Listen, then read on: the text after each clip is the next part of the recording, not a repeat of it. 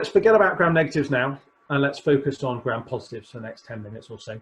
And by that I mean MRSA, classic, but also the glycopeptide resistant Staph aureus, which we are now having to start to look for, having for the last decade or so not bothered and assumed glycopeptide susceptibility in our MRSAs. We're now starting to get some USA 300 clones from the US, which are geezers or visas, and we're having to adjust our laboratory diagnostic mechanisms to detect these. And I don't know quite what your movements are between Jordan and the US, but unless you look for USA 300 visas and geezers, then you won't find them. Particularly with the microcolony variants that are the herald of vancomycin and teicoplanin resistance. And if you start instigating vancomycin or teicoplanin therapy on geezers and visas, your patients will not do well. And then, of course, we have glycopeptide resistant enterococci, which I know from the GLASS data are as prevalent with you as they are with us, and they're a real pain in the bum. So let's start then with those glycopeptides. And again, there are a few different new glycopeptides that come to market, and they are mainly having their licensing studies done against skin and skin structure infections. A couple of them also against pneumonia, but skin and skin structure is where it's at for these, acknowledging the fact that MRSA is a key player, particularly in the US, particularly where these drugs are being developed. So that's why the licensing studies have that, are bent in that direction. So Dalbavancin was pitted against Vanc stepping down to linezolid, and it showed equivalent. We'll come back to why that is important. Oritavancin from the solo studies was pitted against vancomycin, and it showed non-inferiority. Telavancin with the Atlas studies was pitted against vancomycin, and it showed non-inferiority. And importantly for the Atlas studies, they did focus on the things being learned from the gram-negative field and focus on per pathogen activity. So Dalbavancin, Oritavancin, Telavancin, non-inferior to existing glycopeptide plus minus linezolid step down for skin-to-skin structure infections. But what matter? Why do we need 3 new glycopeptides? So when you're thinking about vancomycin and teicoplanin and how you are using them in your organizations, I suspect they're being used in very similar ways to how we're using them in the UK. Vancomycin is a twice-a-day infusion for those patients who are inpatients, who can have a twice-daily administration and whose EGFR may not be optimal. For those patients in ICU, we're using it as a continuous infusion. But what that's meaning is that you need to be having a patient as an inpatient. We're using teicoplanin on the whole in the UK very differently. We're using it as a once-daily outpatient administration for patients who are ambulant with complex skin and skin structure infections, with MRSA or other resistant gram-positive organisms, who just come up once a day for a teicoplanin dose, or in some cases, if they're young, fit, and dexterous, we teach them to self-administer their teicoplanin at home. But that's lovely. That's great, right? That's useful for both an inpatient and outpatient setting. What the 3 new glycopeptides bring to the table is a really prolonged terminal half-life in the case of Dalbavancin and Oritavancin. And look at the standard dosing strategies on the top row there. So Oritavancin, one-off. Dalbavancin, possibly a one-off, or possibly just repeat one more time a week later. Now, who is that useful for? That's useful for our elderly populations with diabetic feet with MRSA in it, who are not very ambulant, and getting up to hospital is a real problem for them.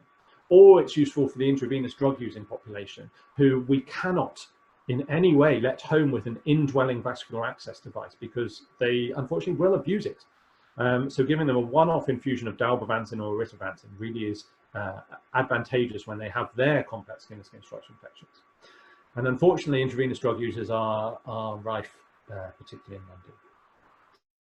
New glycopeptides with better PKPD, but not really offering any additional coverage when we come to resistance. So what happens when we do get visas, geezers, and glycopeptide resistant enterococci? Well, I reach for linezolid, and I suspect you probably do something similar. And linezolid, of course, has been a boon to us all. because of its spectrum activity, but it is a dirty drug. And in the UK, we limit ourselves to a 28 days maximal course. But even way before that, we are mandated to do weekly full blood counts to look for that herald thrombocytopenia, which may be a signal that the bone marrow is about to go kaput from the linezolid. To market, therefore, tedezolid, which has 2 to 4-fold better MICs than linezolid against all of the resistant gram-positive pathogens that you and I use linezolid for, right? So 2 to 4-fold better MICs, which means that we can dose it less and still achieve the same outcome data. So this is the non-inferiority licensing study against linezolid. It doesn't matter that it's non-inferior instead of being superior. What matters is that the adverse event profile from tedezolid is much more beneficial than that of linezolid.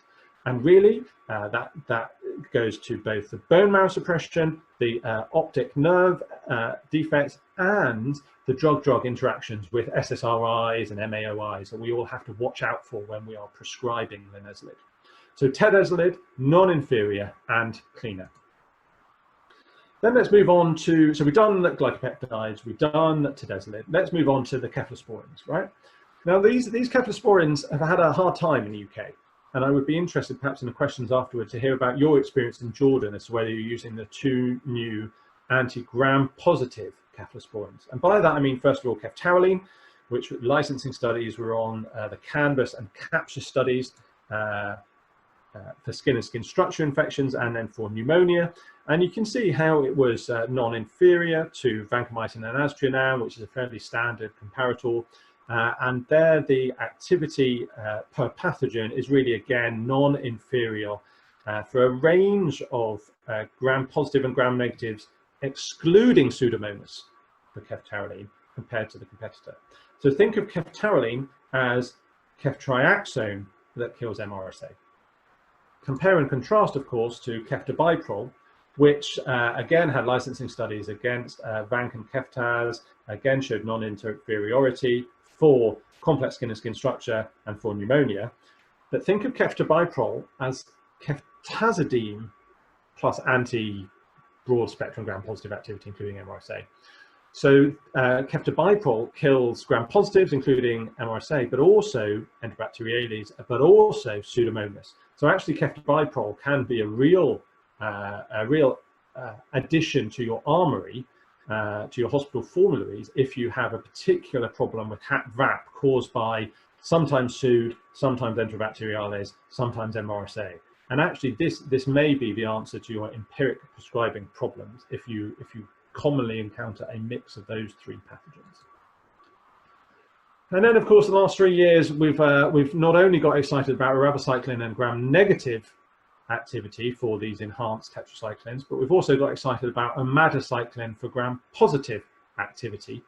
And this is the new extended spectrum tetracycline, which had licensing studies for skin and skin structure, but also recently for pneumonia. And if you look at the kind of spectrum of activity there, you'll see pretty good, but not Pseudomonas. But then why would you expect an extended spectrum tetracycline to be active against Pseudomonas? So just do watch that if you are using it for pneumonia. But in its licensing studies, it was non-inferior in, certainly for community-acquired pneumonia, to moxifloxacin. So it's good, it works, and for those patients who cannot have standard therapy, do remember this. And I just wanted to hark back to my colleagues who were speaking at the tail end of the last presentation. I concur. Quinolones should be avoided at all circumstances. So the comparator here was moxifloxacin. I wouldn't prescribe moxifloxacin if you paid me. So in conclusion, for gram-positives then, we can see that the future is actually quite rosy for gram-positives. We've got the new glycopeptides, which don't offer any increased spectral activity, but the half-lives and the dosing, the posology really offer us a real advantage to get patients out of hospital and manage them in ambulatory care. And in doing so, getting these patients out of hospital for their long-term skin and skin structure infections decreases their risk of healthcare-associated infections. Then tedezolid, and we're all in love with linezolid apart from the side effects, so tedezolid may answer that. The new cephalosporins, But as with all cephalosporins, there's the risk of C. diff, and then much like Oritavancin is the extended spectrum tetracycline for gram-negative, and Omadacycline is for gram-positive. All of those drugs, though, they are across the globe. They're not necessarily in the pipeline. They might actually have popped out of the pipeline in certain areas of the globe. Some of them with you, some of them with us. But what about the future? So if we just spend the last 1 minute just thinking about what is coming, then maybe we can get a quick heads up and start to think about how these new agents will be implemented into our patient pathways. So the future is rosy for beta-lactam, beta-lactamase inhibitors. And if you just flick your eye down this upcoming list, you'll see some things which have already made it to market. So Telavancin, obviously, but then also look at Ceftobiprole back down.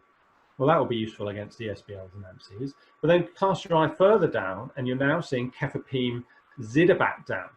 So look at that. So that's ESBLs, AMCs, and KPCs. So that, if depending on how big your KPC problem is, you then not only have meropenem back down, but you now have a non-carbapenem, so a cephalosporin inhibitor to use, which will offer the same level of activity, we hope, if these ever get to phase 3, as meropenem back down, but without the need to prescribe a carbapenem.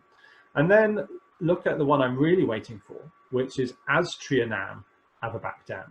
And just cast your eye across the spectrum of activity there, and you'll see it's actually potentially really pleasant because it will have activity against the metallo-beta-lactamases. And from all of the beta-lactam, beta-lactamase combinations I mentioned to start with, you'll notice I did not comment at all about anything that can kill NDMs.